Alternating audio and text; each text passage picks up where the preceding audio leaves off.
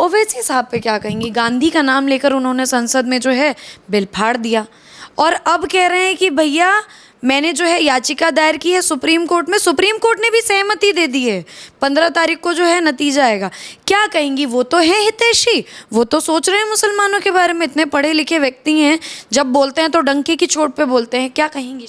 ओवैसी साहब ने तो जो अलविदा जुम्मा था, जो आखिरी जुम्मा था, आखिरी फ्राइडे था रमज़ान का, उस दिन भी उन्होंने ये कहा था कि आग लगा देंगे, शाहीन बाग जैसा हम प्रदर्शन करेंगे, सर पे कफन बांध के हम चलेंगे। साथ ही साथ में उन्होंने तो ये भी कहा कि मुसलमानों के खिलाफ है ये सरकार।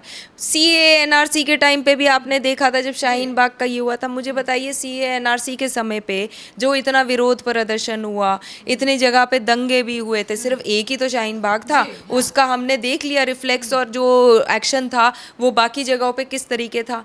कितने मुसलमानों को हमारे देश से निकाला गया, आप मुझे बताइएगा। सीएनआरसी के समय के बाद से अभी तक कितने ऐसे मुसलमान हैं जिन्हें नागरिकता के वजह से इस देश से बाहर निकाला गया? या मुझे बता दीजिए कहाँ वो डिटेंशन सेंटर्स हैं जहाँ पे ओवैसी साहब के हिसाब से मुसलमानों को कैद किया जा रहा था। जब गुवाहाटी में, असम में मदरसा, गवर्नमेंट एडेड मदरसे बंद हो रहे थे, तब उन्होंने कहा था वहाँ डिटेंशन सेंटर्स भी हैं। तो मैंने तो वो डिटेंशन सेंटर्स आज तक देखे नहीं। मेरे से या मेरे जानकारी में ऐसे कोई मुसलमान है नहीं जिनको इस देश से इन चीज़ों के वजह से बाहर निकाला गया। मैंने ये कहीं नहीं देखा कि जो डिटेंशन सेंटर्स थे और जो मदरसे बंद हुए थे वहाँ आज गवर्नमेंट स्कूल है तो वहाँ पे मुसलमान बच्चे नहीं पढ़ रहे हैं।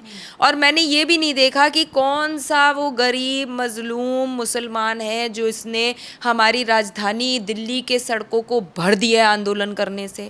मैं कहीं ये सब नहीं देख रही हूँ। मैं जो देख रही हूँ वो ये देख रही हूँ कि हैदराबाद ऐसी जगह है जहाँ पे गरीब मुसलमान 70 साल पहले भी गरीब था, 75 साल पहले, आज के डेट में अब भी वो गरीब है।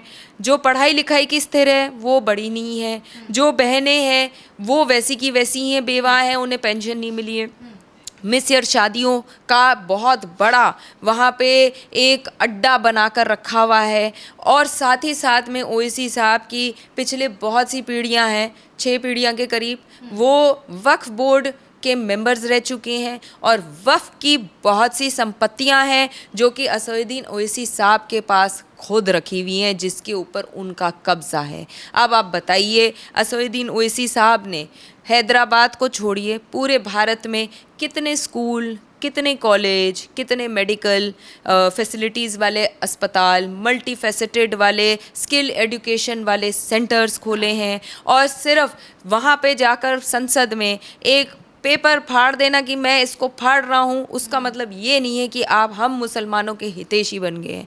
मैंने उनको खुद, मैं ये हर टीवी चैनल के माध्यम से कह रही हूँ, आप खड़े होइए और अगर आप चाहते हैं कि आप मुसलमानों के हित में काम करिए तो आप रोज़गार दिलवाइए और आप आगे बढ़िए। आप ये सारा जितना पैसा है उसका ब्यौरा लेकर हम मुसलमानों के लिए क्या, इस देश की प्रगति के लिए काम करिए। आप खोलिए स्कूल कॉलेजेस, आप ओपनली, आपको मैं कह रही हूँ, आप आई सेंटर्स खोलिए, आप हॉस्पिटल्स खोलिए, बहनों के हित में खोलिए। आप क्यों नहीं, देश के हर एक जगह पे आपकी पार्टी सीट लेकर आ रही है। वो इसी वजह से क्योंकि लोगों को पता है कि वो कितना सच बोल रहे हैं। वो एक सच्चे मुसलमान होते तो वो इन सारे कामों पे काम कर रहे होते। वो एक राजनेता हैं, उनका काम है पॉलिटिक्स करना और पॉलिटिसाइज करना। वो आज तो क्या, कभी भी आम जनता के साथ, आम जनता के लिए खड़े नहीं होंगे। ये मैं आपको लिखित में भी दे सकती हूँ। लीजिए, लिखित में भी जो है डॉक्टर साहिबा कह रही हैं मैं दे सकती हूँ।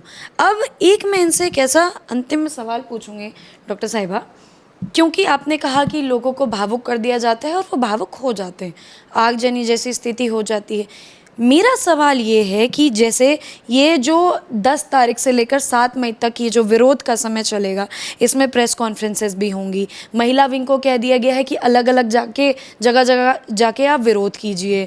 फिर जो इंटेलेक्चुअल सोसाइटी है वहाँ पर भी कह रहे हैं भैया मीटिंग करेंगे और रामलीला मैदान में जो है प्रदर्शन होगा।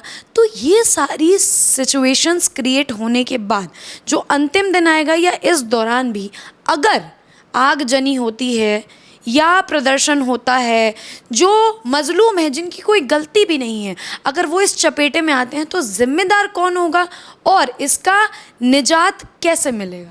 देखिए, सबसे पहले तो मैं हाथ जोड़ के हर एक व्यक्ति से विनती करूंगी कि आप इन प्रदर्शन वालियों के जैसे लोगों के साथ ना तो आपको प्रदर्शन करने की ज़रूरत है और ना ही आपको ऐसी कोई स्थिति बनानी चाहिए जिससे यदि आपको भी कोई दिक्कत हो तो पीछे आपका परिवार है, बच्चे होते हैं, माँ बाप होते हैं, तो आप उनका ज़रूर सोचिएगा। दूसरी चीज़, ये भारत है जिसका संविधान है, जिसमें एक संविधान है और उस संविधान का पालन आपको भी और मुझको भी करना है। जब सुप्रीम कोर्ट में याचिका दायर हो चुकी है तो आप सबसे अनुरोध है कि आप पहले सुप्रीम कोर्ट की बात देखिएगा कि वो क्या कह रहा है। अगर कानून आपको इजाज़त दे रहा है प्रदर्शन करने का, उसका मतलब ये नहीं है कि अंधाधुंध इन लोगों के लिए आप चले जाइए कि ये 500 रुपये प्रतिदिन दे देंगे आपको कि आ जाइए। क्यों? क्योंकि इनका खुद का इसमें रोल है, इनकी खुद की दुकानें बंद होंगी, इनकी खुद जो इन्होंने जिन ज़मीन जायदादों के ऊपर इन्होंने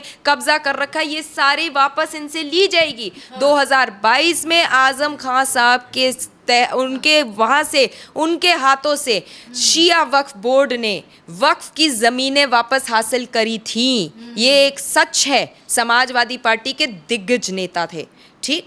और उसके अलावा जो बाकी नेता हैं जो इस बिल का विरोध कर रहे हैं वो आपका इस्तेमाल करेंगे, आपको कानून अपने हाथों में लेने के लिए विमर्श करेंगे, आपके पीछे पड़ेंगे कि आइए हमारी कौम की बात है। बात सिर्फ कौम की नहीं है, बात इस देश की भी है, हम सबके हक की है, हित की है। और मैं आपसे ये बात कर रही हूँ और बहुत समझदारी से, जिम्मेदारी से कह रही हूँ, इस बिल में ऐसा कुछ नहीं है जो कि हमसे हमारा हक लेगा, हमसे हमारे कब्रिस्तान नहीं छीने जा रहे हैं। सरकार ने 6 महीने का समय दिया है। जिसके पास वक्फ की ज़मीनें हैं, वक्फ के तहत कोई भी वो काम कर रहे हैं, कोई भी आस्था की जगह है, वो सारी रजिस्टर करवा दीजिए और आपसे कोई 1 इंच की कोई भी ज़मीन नहीं ले रहा है। नहीं ले रहा है जी, पक्का? पक्का, बिल्कुल ऐसा पक्का। तो नहीं है, संशोधन हो जाएगा और फिर जो मजलूम है उनके ऊपर जुल्म हो, जिनके पास वक्त की ज़मीनें उन्हें और दे दी जाए और जिनको ज़रूरत है उन्हें मिले ही ना? पक्का नहीं होगा? आपको लग रहा है कि मैं जब इतने दावे के साथ कह रही हूँ कि वो धर्म के ठेकेदारों को डरने की ज़रूरत है